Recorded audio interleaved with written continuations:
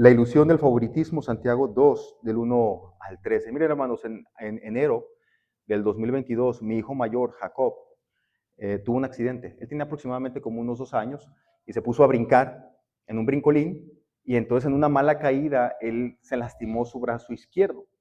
Eh, yo como hombre, pues fui un poquito más tranquilo, ¿no? Mi esposa fue ya más exaltada, más preocupada por él. Yo le dije, no, no pasa nada, es simplemente algo pequeño. Entonces agarramos al Jacob, lo teníamos con nosotros y como que de pronto Jacob estaba bien y como que de pronto estaba mal. Teníamos algunos invitados ahí, los invitamos allá a comer era un cuartito chiquito donde comíamos y era la cena, los invitamos a comer a ellos, un amigo mío. Y entonces yo recuerdo que mi hijo Jacob, que generalmente era muy loco, corriendo para todas partes, así como Leví, así como Edén también, ese día estaba muy tranquilo, ese día estaba muy serio y nomás estaba pegado conmigo y lo tenía su bracito así doblado, estaba triste mi hijo. Bueno, pues yo seguía ahí comiendo con mi amigo, aquí estaba mi hijo, yo lo estaba cargando aquí así, pero llegó un punto en el que, pues sí, dije finalmente, dije, no, ¿sabes qué? Le dije a mi esposa, sí, vamos a llevar a Jacob. Le dijimos a nuestro amigo, ¿sabes qué? Discúlpanos, tenemos que despedirnos, vamos a llevar a nuestro hijo al doctor. Fuimos al hospital, en ese tiempo teníamos el Seguro Social, y fuimos al hospital allá en México.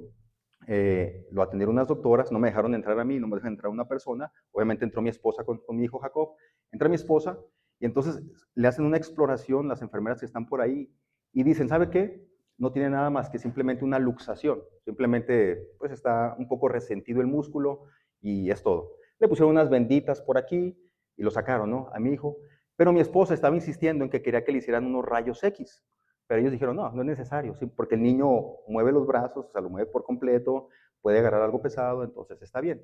Bueno, está bien, nos trajimos a Jacob a la casa un día y mi hijo seguía así triste y con su bracito así doblado. Al siguiente día, pues yo sí trataba de estirarle su bracito a mi hijo y él seguía triste, sin jugar. Otro día más y le dije a mi esposa, ¿sabes qué? No, sí, vamos otra vez. Algo está mal con Jacob. Fuimos otra vez al seguro, eh, metieron otra vez a mi esposa con mi hijo solamente y otra vez lo mismo. Ya está diagnosticado su hijo simplemente tiene una luxación, simplemente un músculo que está ahí inflamado. Pero mi esposa se puso pues como leona, ¿no? Diríamos así, como leona por sus hijos. Y entonces, no, yo quiero que le hagan unos rayos X a mi hijo. No le podemos hacer, señor, o sea, no hay una orden, su hijo está bien, bla, bla, bla, bla. Pero en eso iba pasando por ahí el pediatra y escuchó la conversación. Entonces el pediatra se acercó con mi esposa. Le digo, ¿qué pasó? Mi esposa le explicó todo. Entonces el pediatra así como que, bueno, vamos a hacer unos rayos X para calmar a la mamá, ¿no? Dice, mamá, calma. Y entonces llevaron a mi hijo a hacer rayos X, allá me dejaron entrar a mí, le hicieron rayos X a mi hijo y resulta ya cuando el pediatra se pone a revisar bien los rayos X y se pone a verlos, a verlos, a verlos, y de pronto él dice, ah, caray, sí, ¿verdad? Está astillado, tiene una astilladura pequeña en uno de sus huesos. Y entonces pues ya le dieron el tratamiento adecuado, ya le pusieron aquí su yesito y todo, y ya 2, 3 días y el Jacobo otra vez estaba jugando con su brazo así yesado, él andaba corriendo ahí por todos lados. Hermanos, les estoy diciendo esto porque más o menos así funciona la carta de Santiago. La carta de Santiago funciona así como una carta que cuando nosotros la leemos es como si nos tomara a nosotros unos rayos X espirituales para revelarnos lo que está roto dentro de nosotros. Miren, y por fuera nos podemos ver todos muy bien. Podemos mover los brazos con facilidad, ¿verdad? Podemos vernos, no, estamos bien, yo no tengo ningún problema, yo soy perfecto, yo soy santo, ¿verdad? Yo no peco, yo estoy bien, pero no, hermano, Santiago es de los que habla sin anestesia, Santiago es así. Y cuando llegamos a estos temas, pareciera que son un poco duros, yo le doy gracias a Dios porque hasta ahorita me han aguantado, porque ya llevamos 4 predicaciones de Santiago, pero Santiago es exhortativo. Y yo sé que el tono quizás ha sido un poco así exhortativo, pero así es la carta de Santiago. Pero Santiago es así, hermanos. Santiago es como esos rayos X que son necesarios para revelar exactamente en dónde está el problema. Para que entonces el médico, una vez que haya diagnosticado el problema, pueda entonces dar el tratamiento adecuado. El problema que yo me he dado cuenta muchas veces, hermanos, el problema es que muchos de nosotros creemos ser los doctores, ¿verdad? Los que les tenemos que decir a los demás qué es lo que está mal. Creemos, ¿verdad? Que nosotros somos los doctores y decirles a los demás qué es lo que está mal. Yo de pronto escucho estos comentarios cuando estamos ahí en las conversaciones allá afuera de aquí. Y yo sé que lo dicen jugando, ¿no? Pero yo sé que de pronto dicen, hey, ¿quién no escuchó la predicación de hoy? porque le decimos, bueno, usted es el que está mal, ¿no? Pero yo sé que le decimos jugando, entiendo, yo sé que le decimos jugando, hermanos.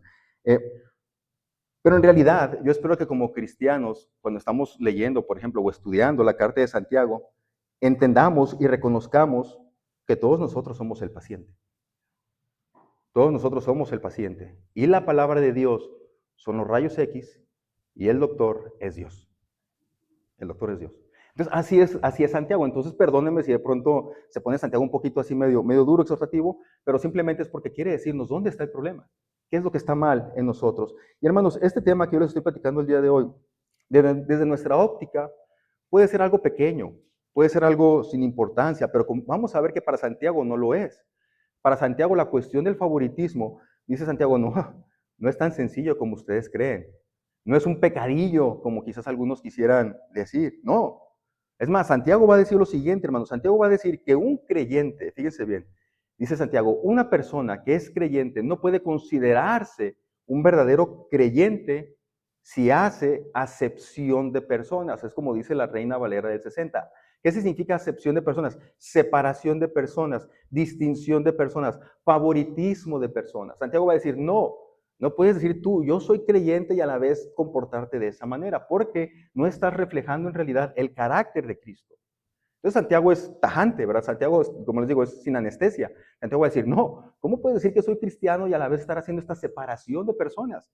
Tratar a unos mejor que a otros. Y hermanos, fíjense bien, hoy en día, en las iglesias y en la sociedad como tal, se puede ver demasiado favoritismo.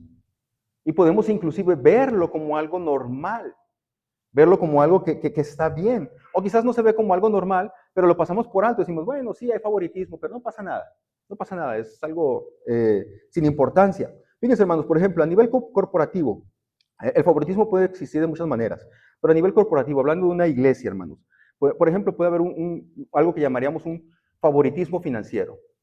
Al hermano que da más dinero y que sabemos que es el rico de la congregación, bueno, siempre que el hermano dice algo, pues hay que hacer lo que él dice, ¿no? Porque ¿qué tal si se nos va?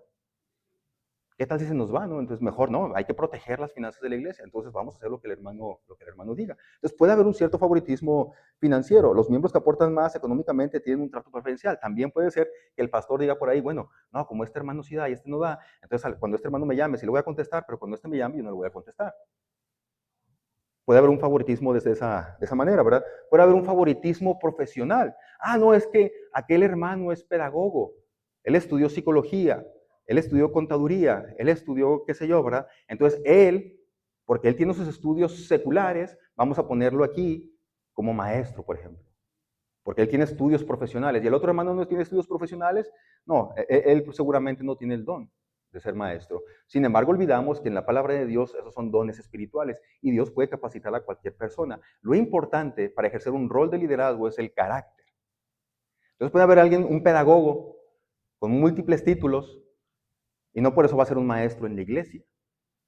Necesita mostrar el carácter, un carácter que en realidad ha sido transformado por Cristo y mostrar que tiene el don espiritual para enseñar la palabra de Dios.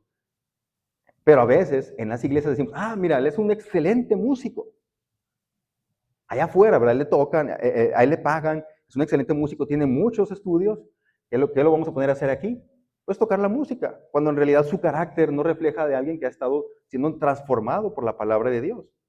Pero como queremos profesionales, pues entonces agarramos a gente que tiene esos estudios y los metemos. Y puede haber un favoritismo sin darnos cuenta que en realidad deben de servir a Dios aquellos que muestran este carácter, de en realidad haber sido transformados por Dios. Puede haber un favoritismo también relacional, ¿no? Las oportunidades de liderazgo están reservadas para los hijos de, o los hermanos de, o los amigos de. Favoritismo ahí, ¿no? En el liderazgo, ¿no? No cualquiera va a ser líder, va a ser el que yo diga que es líder. Y también en la disciplina, hermanos. Se puede ser más flexible con unos que con otros, ¿no? Ah, miren, el hijo del pastor pecó, pero pues el hijo del pastor, ¿no? Con él hay que ser suavecitos, ¿no? Pero alguien más que no es hijo del pastor, que no tiene nadie en el liderazgo, hace algo malo y rápido la gente lo empieza a juzgar, lo empieza a criticar y finalmente se lo expulsan de las iglesias. Puede haber ese tipo de favoritismo, ya existen en las congregaciones. Favoritismo de poder, ¿verdad? Se le da plataforma al político con el que se quiere tener algún favor. Y se les invita a veces hasta, oramos por el político aquí, y aquí viene el presidente, y oramos por él, y cosas por el estilo, sin darles en realidad a todos las mismas oportunidades. Cuando en realidad nosotros sabemos que la iglesia y el Estado deben de estar separadas. Porque nosotros tenemos un reino, y es el reino de Dios. Oramos por nuestros gobernantes del color que sean, del partido que sean, y dejamos que ellos hagan cargo de lo que Dios los ha puesto a ellos a hacer, y nosotros nos hacemos cargo de lo que Dios nos ha puesto a hacer a nosotros. Honramos a nuestras autoridades, pero nosotros no andamos distinguiendo entre colores de autoridades.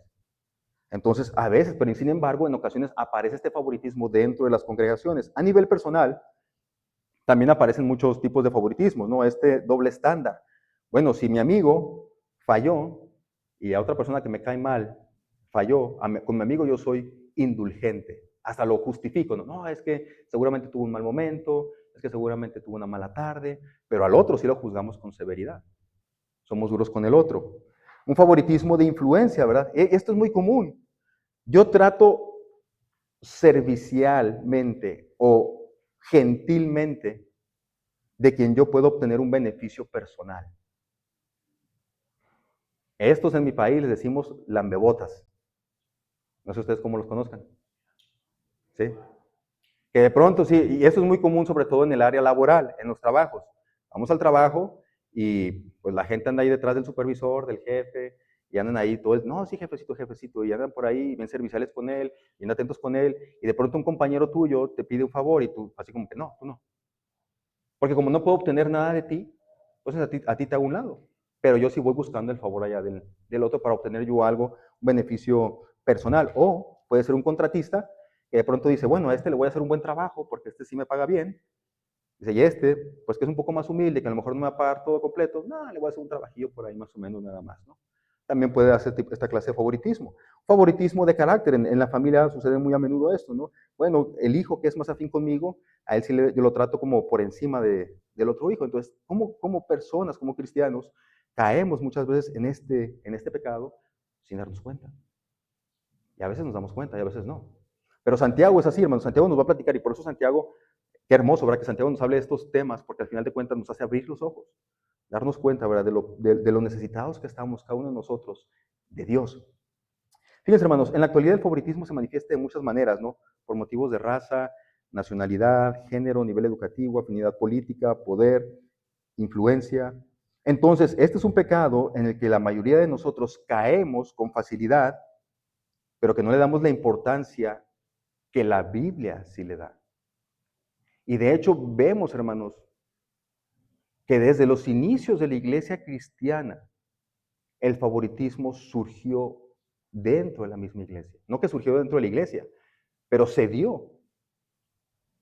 ¿Se acuerdan ustedes ahí en Hechos, cuando dice la palabra de Dios, creo que es Hechos capítulo 6, que las viudas de los gentiles estaban siendo desatendidas, mientras que las viudas de los judíos estaban siendo bien atendidas? Y entonces dentro de la congregación empezó a surgir una murmuración, porque se dieron cuenta de que estaban tratando con favoritismo a unas y estaban menospreciando a otras. Esto sucede, ¿verdad? En las iglesias. Por eso es algo que tenemos que, como cristianos, cuidarnos unos a otros, de que cuando veamos que se está dando alguna clase de favoritismo, mencionarlo, ¿verdad? Platicarlo. ¿Qué fue lo que pasó en Hechos? Bueno, fueron y lo platicaron con los apóstoles. ¿Saben qué? Las viudas de los gentiles no están siendo bien atendidas como están siendo bien atendidas las viudas de los judíos. Y entonces los apóstoles pusieron ahí una solución. Bueno, vamos a cambiar, vamos a hacer algo diferente aquí, ¿no? Para que no ocurra este problema. Entonces, cuando surjan cuestiones de favoritismo como cristianos, nosotros tenemos que platicarlo, hablarlo, para poder corregir esa situación, porque es algo en lo que caemos muy fácilmente. Estamos como muy inclinados siempre a favorecer a unos por encima de otros. Es parte de nuestra naturaleza pecaminosa. Entonces, hermanos, fíjense bien, Santiago nos va a decir precisamente que el favoritismo es un pecado, en primer lugar, porque el favoritismo contradice la fe en Cristo. Dice así Santiago, versículo 1 del capítulo 2, mis amados hermanos, ¿cómo pueden afirmar que tienen fe en nuestro glorioso Señor Jesucristo si favorecen más a algunas personas que a otras? Fíjense bien, ahí se comienza Santiago, ¿eh? ¿Cómo puedes afirmar que tienes fe en Cristo si favoreces más a unos que a otros? O sea, básicamente Santiago está diciendo, eso es una contradicción. Si tú favoreces a unos por encima de otros, no tienes fe en Cristo. Es lo que está diciendo Santiago. Es una contradicción.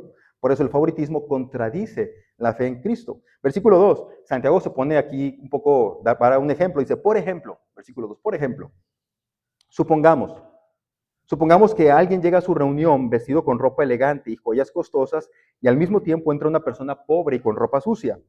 Si ustedes le dan un trato preferencial a la persona rica y le dan un buen asiento, pero al pobre le dicen, tú puedes quedarte de pie por allá o bien sentarte en el piso, ¿acaso esta discriminación no demuestra que sus juicios son guiados por malas intenciones? Santiago nos anda con rodeos, hermanos. Y comienza esta sección con una advertencia. ¿Cómo puedes afirmar que crees en Cristo si haces distinción de personas? ¿Cómo puedes afirmar eso? En otras palabras, hermanos, Santiago está diciendo, esto es una contradicción, no puede ser cierto. No funciona, ¿verdad? No puedes decir, creo en Cristo y a la vez hacer distinción de personas. Si tú afirmas creer en Jesús, pero practicas el favoritismo, entonces tienes que evaluar si en realidad crees en Jesús. Es lo que está diciendo Santiago. Y luego pone el ejemplo de los ricos, ¿no? Fíjense, no porque fuera el único favoritismo que hubiera, sino porque era el que abundaba más en la época de Santiago. Era el más representativo. Quizás en nuestros tiempos también, pero en nuestros tiempos el favoritismo se ve de muchas maneras diferentes. Recuerden, hermanos, que Santiago les está escribiendo a cristianos que tuvieron que huir. Ellos tuvieron que salir huyendo de Judea, de Jerusalén. Ellos habían perdido esta comunidad, ellos habían perdido este sostén económico que tenían ahí dentro de los judíos. Y para varios de ellos, hermanos, una vez que vinieron a la fe en Cristo, en vez de que la vida fuera más fácil para ellos, fue más difícil, económicamente hablando. Porque imagínense, ustedes tienen su ciudad donde vivían, sus casas, sus negocios, y que de pronto llegaba la persecución, y ustedes por salvar su vida tenían que huir a otro país, como extranjeros, como inmigrantes. Allá en el otro país no tenían sus propiedades, no podían establecer su negocio tan pronto. Entonces los primeros cristianos, cuando ellos vinieron a la fe en Cristo, en vez de que la vida financiera para ellos fuera más fácil, fue más complicada. Fue bastante más complicada. Como ellos habían tenido que huir de su país, llegan como inmigrantes a otros países donde los miran con recelos. Son extranjeros, sumémosle a eso que tienen otra religión, son cristianos. Entonces, económicamente hablando, muchos de esos primeros cristianos estuvieron bastante presionados. Sus congregaciones eran congregaciones más bien pequeñas. No tenían los recursos que tenían las sinagogas de los judíos. Eran congregaciones pequeñas con pocos recursos económicos. Y entonces, aquellas pequeñas congregaciones se veían tentados a tratar con preferencia a los ricos que llegaban a la congregación. Porque de tanto en tanto venía algún rico de visita a la iglesia. Y entonces ellos se veían tentados a tratarlos de una manera por encima de los demás para que ellos se quedaran en la congregación. Y en cambio al pobre le decían, tú te puedes quedar ahí de pie, o si quieres siéntate en el piso. Y entonces Santiago hace una pregunta. En el versículo 4 dice Santiago, ¿acaso esta discriminación no demuestra que sus juicios son guiados por malas intenciones? Básicamente lo que está diciendo Santiago aquí es, detrás de ese favoritismo no hay un deseo por en realidad querer alcanzar a aquella persona para Cristo, sino que en realidad lo que hay detrás de esas intenciones son intenciones negativas. En realidad ahí hay malas intenciones. Hay una intención económica. Quiero que se quede aquí él, porque él puede traer algún recurso económico a este lugar. Entonces vean lo que dice Santiago, ¿verdad? Santiago dice que el favoritismo tiene su origen en una mala intención. Hay malas intenciones. En otras palabras, no hay motivos puros detrás de un favoritismo. El motivo siempre es que yo pueda obtener alguna ventaja personal. Ahora, tenemos que hacer una aclaración aquí. Tenemos que hacer una aclaración, una distinción entre lo que es favoritismo y entre lo que es honra. Porque la palabra de Dios nos manda a que honremos a algunas personas.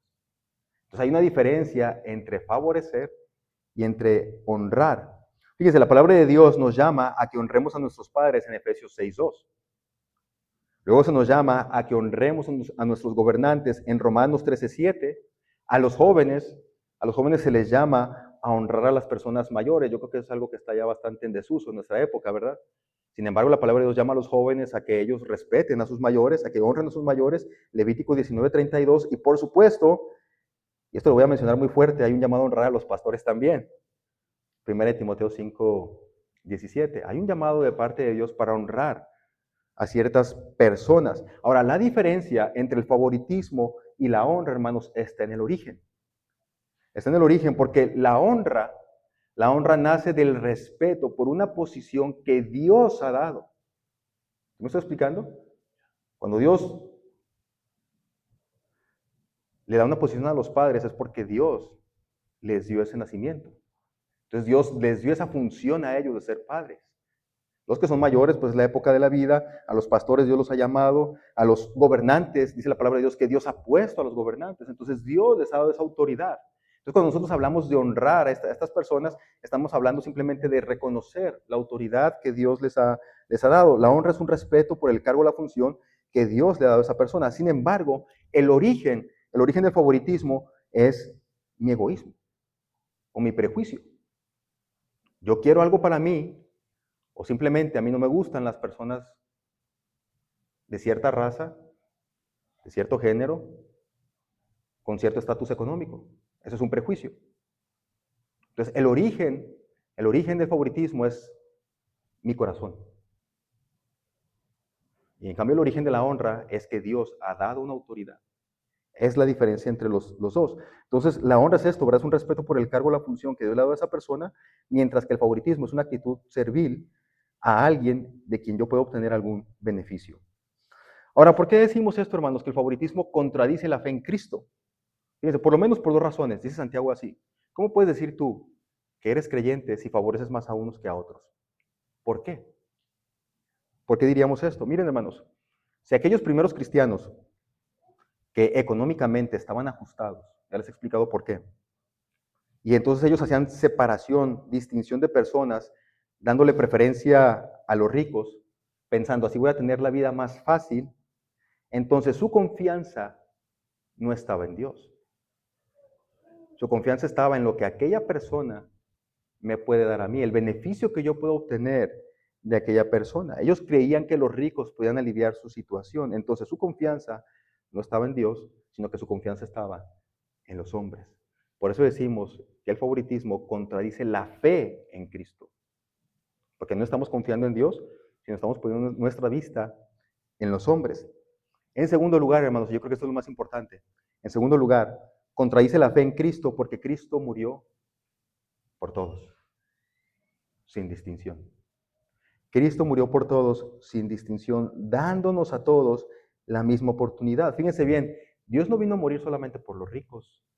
Dios no vino a morir solamente por los pobres, Dios no vino a morir solamente por los poderosos, Dios no vino a morir solamente por los guapos, Dios no vino a morir solamente por los blancos, por los negros, por los amarillos, o los de aquí, o los de allá. Dice la palabra de Dios, porque de tal manera amó Dios al mundo. Entonces, si Dios no hace distinción de personas, ¿cómo podría el cristiano, el Hijo de Dios, hacer distinción de personas y a la vez reflejar el carácter de Cristo? Es una contradicción. No se puede. No se puede, ¿verdad? No es posible. Si tú dices que crees en Jesús, debes de reflejar el carácter de Jesús. Y si Jesús no hizo ninguna distinción, sino que trató a todos con la misma dignidad, entonces nosotros como seguidores de Cristo debemos hacer lo mismo. Por eso es una contradicción hacer distinción de personas. Fíjense bien, en los evangelios encontramos a Jesús tratando con la misma dignidad como trataba a los gobernantes, como trataba a los religiosos, a los fariseos, tratando con la misma dignidad a todos aquellos que en aquella sociedad eran tratados con menosprecio. Las prostitutas, los publicanos, los pecadores, las mujeres, los niños, los extranjeros. Jesús los trataba a todos con la misma dignidad. A él no le importaba si tú tienes como 20 títulos y tú no tienes ninguno. A los dos venía a buscar Jesús. Porque él vino a buscar y a salvar lo que se había perdido. ¿Y quiénes se perdieron? Todos. Todos. Todos fueron tratados con la misma dignidad por el Maestro. Por eso el favoritismo no refleja el carácter de Cristo y es una contradicción decir, tengo fe en Dios y hacer distinción de personas. Y otra vez, yo creo, hermanos, que en esto de hacer distinción de personas caemos muy fácilmente todos. Todos caemos en esta distinción de personas. Por eso Santiago nos invita, ¿verdad? Nos invita a que no puede ser así. Número 2, hermanos, el favoritismo insulta el diseño y la gracia de Dios. Dice el versículo 5, escúchenme, amados hermanos. ¿No eligió Dios a los pobres de este mundo para que sean ricos en fe? ¿No son ellos los que heredarán el reino que Dios prometió a quienes lo aman? Pero ustedes desprecian a los pobres. ¿Acaso no son los ricos quienes los oprimen a ustedes y los arrastran a los tribunales? ¿Acaso no son ellos los que insultan a Jesucristo cuyo noble nombre ustedes llevan? Recuerden, hermanos, yo en una predicación pasada les decía que a los ricos, a los que hace referencia aquí Santiago, capítulo 2, son ricos no creyentes. Entonces, estos ricos no creyentes llegan a la congregación simplemente queriendo conocer un poquito más, a ver qué está pasando ahí dentro del cristianismo. Y Santiago dice que cuando aquellos primeros creyentes trataban con favoritismo a los ricos y despreciaban a los pobres, fíjense bien, en realidad estaban despreciando la obra de Dios entre los pobres. Y Santiago hace dos preguntas. ¿No eligió Dios a los pobres de este mundo para que sean ricos en la fe? Entonces Santiago está diciendo eso. Fíjense, ustedes se van con la vista, ven a un rico y se van tras de él. Pero Dios está actuando entre los pobres. Y sin embargo, ustedes desprecian a los pobres.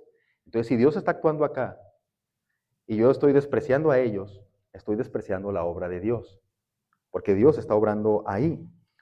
No son ellos, dice Santiago, no son ellos los que van a heredar el reino de Dios que Él prometió a los que lo aman. Ahora, yo tengo que hacer una aclaración aquí, hermanos, porque Santiago no está diciendo que todos los pobres son salvos y que Dios solamente actúa en los pobres. No está diciendo eso Santiago. Tampoco Santiago está diciendo que solamente los pobres van a heredar el reino de Dios, sino que Santiago está diciendo que los pobres de este mundo que han puesto su fe en Cristo van a heredar el reino de Dios como los ricos de este mundo también. O sea, al final de cuentas, seas pobre o seas rico aquí, si tú has puesto tu fe en Cristo, cuando estemos en la presencia de Dios, vamos a recibir exactamente lo mismo. En otras palabras, tanto ricos como pobres que ponen su fe en Cristo van a heredar lo mismo en el reino venidero. Es otra manera de decir que para Dios no hace ninguna diferencia el que una persona en esta tierra haya tenido mucho o poco dinero, mucho o poco poder, mucha o poca influencia, haya nacido aquí o haya nacido allá, sea de un color o sea de otro. Simplemente todos los que tienen y que ponen su fe en Cristo van a heredar exactamente la vida eterna y van a estar en la presencia de Dios. Todos. Lo que sí, hermanos, lo que sí es una verdad bíblica y que pienso que Santiago está resaltando aquí con estas palabras, es que es más fácil que las personas pobres vengan a los pies de Cristo que los ricos. Por eso Santiago dice, ustedes miren, se enfocan en aquel sin darse cuenta que los que están más sensibles al Evangelio son estos otros. Y están despreciando la obra de Cristo. Porque hermanos, Cristo mismo dijo, es más fácil que un camello entre por el ojo de una aguja a que un rico entre en el reino de Dios. Y no porque Dios no quiera salvarlo, sino porque el rico generalmente pone su mira en los bienes de esta tierra. Y los pobres generalmente, como no tienen de qué agarrarse, están más abiertos a depender de Dios. Porque hermano, las riquezas de este mundo son tan atractivas que pocos, en realidad muy pocos, están dispuestos a ponerlas a los pies de Cristo. El Evangelio, hermanos, por naturaleza atrae más a quienes necesitan depender de Dios, a quienes tienen esta necesidad de dependencia de Dios. Por eso yo les decía unas 3 predicaciones atrás que en este mundo la abundancia es más peligrosa que la escasez. No porque no quiera que prosperen, por supuesto que no. Esto no significa que Dios no quiere que prosperemos, pero sí de que tengamos cuidado en cómo lo hacemos, en cómo prosperamos. Y que nuestra confianza no esté en lo que yo tengo y que seamos generosos con lo que tenemos. En este mundo son más peligrosas la abundancia que la escasez, porque la abundancia nos separa más fácilmente de Dios. Pero no significa esto que Dios no quiere que prosperamos, sino que tengamos cuidado de cómo prosperamos y de que una vez que hayamos prosperado, no digamos prosperé porque soy muy inteligente, porque soy muy fuerte, porque soy bueno para los negocios, sino que digamos que en realidad Dios me ha prosperado y me ha dado esto para que yo sea generoso con los demás también. Hermanos, el favoritismo es una ilusión porque lo hacemos para obtener un beneficio terrenal que es temporal, mientras que tratar a todos con dignidad es alinearse con el corazón de Dios con beneficios eternos. Recuerden bien las palabras de Pablo ahí en Hechos 20:35. Más bienaventurado es dar que recibir. Pero el que hace favoritismos lo dice al revés, ¿no? Más bienaventurado es recibir que dar. Y por eso anda buscando, ¿cómo puedo obtener más de aquella persona? Pero aquí la palabra dice, no, es al revés. Más bienaventurado es dar que recibir. Por eso es una ilusión. Es una ilusión el favoritismo, porque tú puedes creer, oye, ¿qué? Me voy a agarrar de aquella persona para que me suba aquí, terrenalmente hablando. Sin embargo, todo eso se queda aquí en la tierra nada más. Y lo otro, si tratamos a todos con dignidad, eso tiene beneficios eternos para esta vida y para la que viene. Y número 3, hermanos, el favoritismo quebranta la ley del amor y anula la misericordia. Versículo 8, por supuesto, hacen bien, dice Santiago, por supuesto que hacen bien cuando obedecen la ley suprema tal como aparece en las Escrituras. Ama a tu prójimo como a ti mismo. Pero si favorecen más a algunas personas que a otras, cometen pecado. Fíjense, Santiago es directo. Si favorecen más a unos que a otros, no dice Santiago, están mal. No dice Santiago, ay, pobrecitos. No, dice Santiago, cometen pecado. Si favorecen más a unos que a otros, cometen pecado. Son culpables de violar la ley. Pues el que obedece todas las leyes de Dios, menos una, es tan culpable como el que las desobedece todas. Porque el mismo Dios que dijo, no cometas adulterio, también dijo, no cometas asesinato. Así que si ustedes matan a alguien, pero no cometen adulterio, de todas maneras han violado la ley. Entonces, en todo lo que digan y en todo lo que hagan, recuerden que serán juzgados por la ley que los hace libres. No habrá compasión para quienes no hayan tenido compasión de otros, pero si ustedes han sido compasivos, Dios será misericordioso con ustedes cuando los juzgue. Hermanos, el estándar de Dios es simple, pero a la vez es absoluto. Ama a tu prójimo como a ti mismo. Y en esto se resume la ley de los profetas. Ama a Dios con todo tu corazón, con toda tu mente, con todas tus fuerzas, con toda tu alma, y ama a tu prójimo como a ti mismo. Ahora, Santiago nos dice claramente que favorecer más a unas personas que a otras es pecado. Y Santiago no dice, no es un pecado chiquito. Santiago dice, es un pecado como todos los demás. Es un pecado tan grave como todos los demás. Quebrantar la ley de Dios en cualquiera de sus mandatos, por más pequeños que consideremos, sigue siendo una transgresión y la culpa es igual. Ahora, esto, hermanos, es una de las declaraciones de Santiago más chocantes para nosotros, porque nosotros estandarizamos los pecados, nosotros les ponemos jerarquías a los pecados. No, pastor, ¿cómo decir una mentira piadosa? Porque decimos una mentira blanca, hasta decimos mentiras blancas y mentiras negras, no sé qué. ¿Cómo es que decir una mentira va a estar al mismo nivel que asesinar a una persona? No es lo mismo. Así somos nosotros los seres humanos. Categorizamos los pecados. Hay pecados grandes y hay pecados pequeños. Pero hermanos, Santiago nos dice que no es así. Los mandamientos de Dios no son como una lista del supermercado. Este sí me lo llevo, este no me lo llevo, este sí lo cumplo, este no lo cumplo. Así no son los mandamientos de Dios. De hecho, la palabra de Dios no se refiere a las leyes de Dios. Dice la ley de Dios. O sea, agarra todo el conjunto de mandamientos y no dice las leyes de Dios, dice la ley de Dios, como una sola. En su conjunto, es una sola, la ley de Dios. Es como un solo bloque que en su totalidad refleja el carácter de Dios. Y el carácter de Dios es santo, es puro y es perfecto. Entonces la ley refleja el carácter de Dios. Y Dios es santo, puro y perfecto. Si a ese bloque, supongamos usted un vidrio, o un espejo, o no sé, una ventana, y usted va y le quiebra una de las orillas, no se ve. A lo mejor no se ve, ¿cierto? No se ve. ¿Pero esa ventana es perfecta? No, absolutamente no. Entonces, Santiago está diciendo aquí, la ley refleja el carácter de Dios. Quebrantar un mandamiento es quitarle perfección a ese reflejo del carácter de Dios. Entonces Santiago dice, no, el que quebranta un mandamiento se hace culpable de quebrantar toda la ley de Dios. Además, hermanos, el pecado, fíjense bien, no es contra la ley. El pecado no es contra la ley, el pecado es contra el que dio la ley. Entonces estamos pecando contra Dios. Si tú le dices a Dios, Dios, tú eres rey de todo, menos de esto. Todos estos mandamientos, sí, tú eres rey ahí, pero en este otro, yo soy el rey. En este otro yo soy el rey.